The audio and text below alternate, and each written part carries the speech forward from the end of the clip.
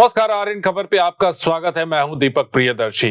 चुनाव से पहले नीतीश कैबिनेट की आज बैठक हुई। माना यह जा रहा है कि चुनाव से पहले नीतीश कुमार के कैबिनेट की यह अंतिम बैठक है और यही कारण है कि इस अंतिम बैठक में 129 एजेंडों पर एक साथ मुहर लगी है, जिसमें सभी वर्गों के लिए बड़ी बड़ी घोषणाएं की गई हैं, जिसमें सरकारी कर्मचारी भी हैं, पेंशन भोगी भी हैं, स्टूडेंट भी हैं, किसान भी है। सभी के लिए नीतीश कुमार ने सरकार का खजाना खोल दिया है। क्या हुआ आज कैबिनेट में और कैबिनेट में क्या क्या डिसीजन हुआ, पहले आपको बताते हैं। नीतीश कुमार की सरकार ने दिवाली से पहले राज्यकर्मियों और पेंशन भोगियों का महंगाई भत्ता 3% बढ़ा दिया है। अब उन्हें 55 की जगह 58% डीए मिलेगा, जो 1 जुलाई 2025 से लागू होगा। बिहार के 10 लाख से ज्यादा कर्मचारियों को इससे फायदा होगा। नीतीश कैबिनेट की बैठक में आज 129 एजेंडों पर मुहर लगी है। छात्रों के लिए भी नीतीश कुमार ने बड़ी घोषणा की है कि कक्षा 1 से 4 तक के बच्चों के सालाना छात्रवृत्ति राशि 600 रुपए से बढ़ाकर 1200 रुपए कर दी गई है।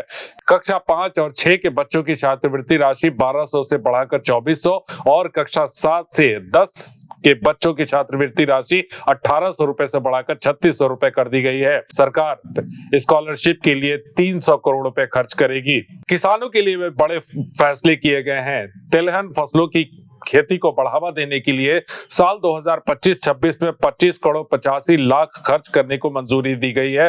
साथ ही साथ बारिश पर निर्भर रहने वाले खेती करने वाले इलाकों के विकास के लिए केंद्र और राज्य सरकार मिलकर 60-40 के अनुपात में 34 करोड़ 46 लाख रुपए खर्च करेंगे। प्लास्टिक क्रेट, बैग आदि खरीदने में किसानों की मदद के लिए सरकार 38 लाख रुपए से अधिक की राशि खर्च करेगी। देखिए, इसके अलावा भी कई बड़े फैसले हैं, आपको सुना रहे हैं कि कैबिनेट की ब्रीफिंग में क्या हुआ। एजेंडा पथ निर्माण विभाग का था। पथ निर्माण विभाग में संविदा के आधार पर तकनीकी कानूनी सलाहकार के एक पद के सृजन की स्वीकृति दी गई। 21वां एजेंडा भी पथ निर्माण विभाग का था, जिसमें अनुरक्षण एवं मरम्मति हेतु 400 करोड़ रुपए की राशि बिहार आकस्मिकता निधि से अग्रिम के तौर पर प्राप्त करने की स्वीकृति दी गई, जिसकी प्रतिपूर्ति द्वितीय अनुपूरक आर्डिनेंस से की जाएगी।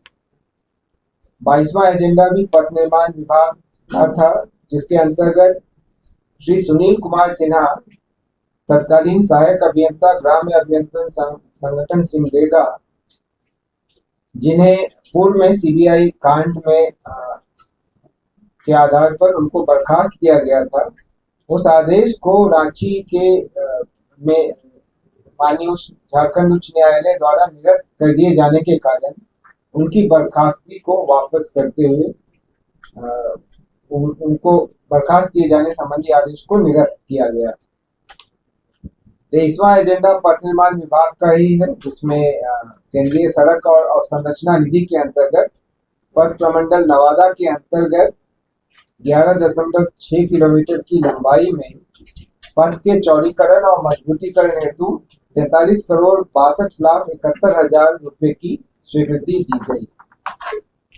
24वां एजेंडा इसी योजना के अंतर्गत पथ प्रमंडल पूर्णिया अंतर्गत धमदाहा से कुवारी पथ के 11.2 किलोमीटर लंबाई के सड़क की चौड़ीकरण एवं मजबूतीकरण के लिए 36 करोड़ 1 लाख 2 हजार रुपए की प्रशासनिक स्वीकृति दी गई। क्रमांक 25 पर पथ निर्माण विभाग द्वारा इसी योजना अंतर्गत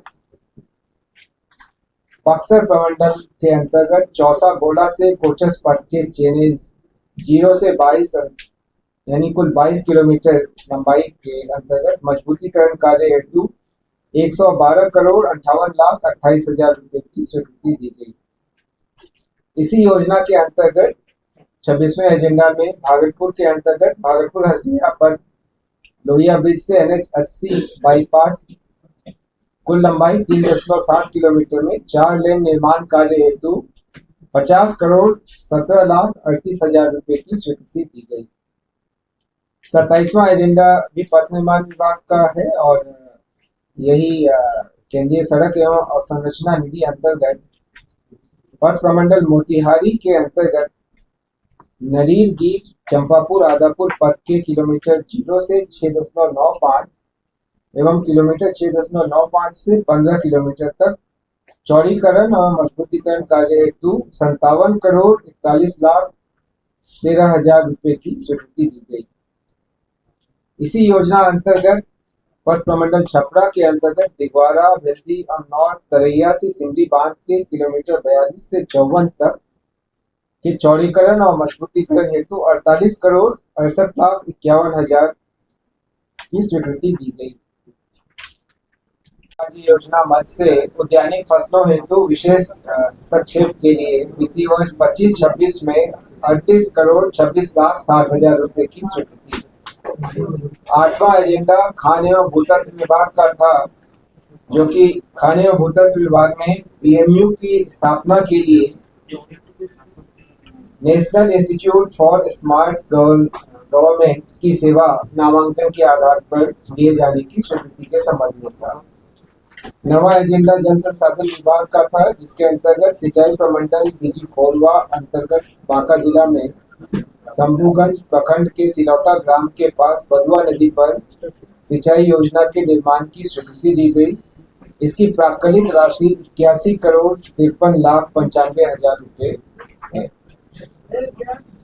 अगला एजेंडा ग्रामीण विकास विभाग का था, जिसमें राष्ट्रीय ग्रामीण विकास एवं पंचायती राज संस्थान NIRDMPR में आर्टिफिशियल इंटेलिजेंस का एक सेंटर ऑफ एक्सेलेंस की स्थापना की जा रही है। इसमें बिहार राज्य द्वारा 5 करोड़ रुपए की स्वीकृति दी गई। नगर विकास एवं आवास विभाग का 11वां एजेंडा था, जिसमें गृह विभाग के अंतर्गत STF का एक भवन लोधीपुर में प्रस्तावित है। उसके लिए फर्स्ट क्षेत्र अनुपात FAR फ्लोर एरिया रेशियो को 1.5 से बढ़ाकर 2.21 करने की स्वीकृति दी गई। 12वें नंबर पर नगर विकास एवं आवास विभाग का वैसा ही प्रस्ताव था, जिसमें कला संस्कृति एवं युवा विभाग के प्रस्तावित पुरातत्व भवन के निर्माण हेतु FAR को 1.5 से बढ़ाकर 2.5 करने की स्वीकृति दी गई। अगला 13वां एजेंडा भी नगर विकास एवं आवास विभाग का था और बिहार भवन उपविधि 2014 की उपविधि 21 में संशोधन की स्वीकृति दी गई। 14वां एजेंडा नगर विकास एवं आवास विभाग का था, जिसमें नमामि गंगे कार्यक्रम के अंतर्गत श्रीयुक्त बिहार राज्य गंगा नदी संरक्षण कार्यक्रम प्रबंधन सोसाइटी के 32 पदों को प्रत्यर्पित करते हुए प्रोफेशनल्स की सेवा ई निविदा के माध्यम से कंसल्टेंसी एजेंसी से प्राप्त करने की स्वीकृति दी गई। 15वां एजेंडा नगर विकास एवं आवास विभाग का था, जिसके अंतर्गत अटल नवीकरण एवं शहरी परिवर्तन मिशन अंतर्गत पूर्णिया जलापूर्ति परियोजना हेतु 284 करोड़ 78 लाख 94 हजार 479 रुपए की स्वीकृति दी गई। इसी योजना के अंतर्गत अगले एजेंडा में डेहरी राजमिया नगर जलापूर्ति परियोजना हेतु 33 करोड़ 30 लाख 42 हजार 76 रुपए की स्वीकृति दी गई।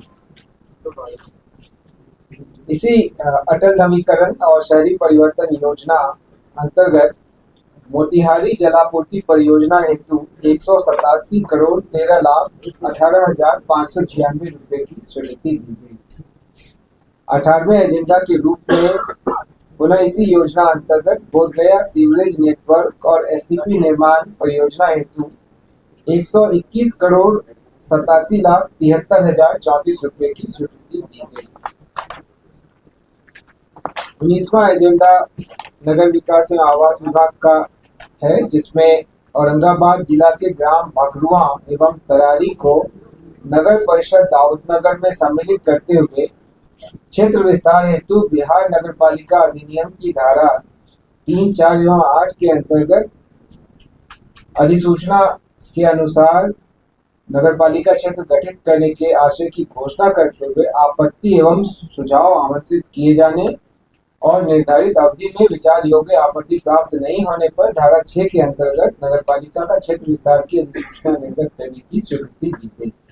देखिए, ये माना जा रहा है कि नीतीश कैबिनेट की ये अंतिम बैठक है, क्योंकि किसी वक्त भी चुनाव की घोषणा हो सकती है। चुनाव आयोग की टीम पटना पहुंच रही है। अब ऐसे में सरकार ने जितने भी फैसले करने थे वो एक साथ के 129 एजेंडों पर मुहर लगा दी है नीतीश कैबिनेट ने।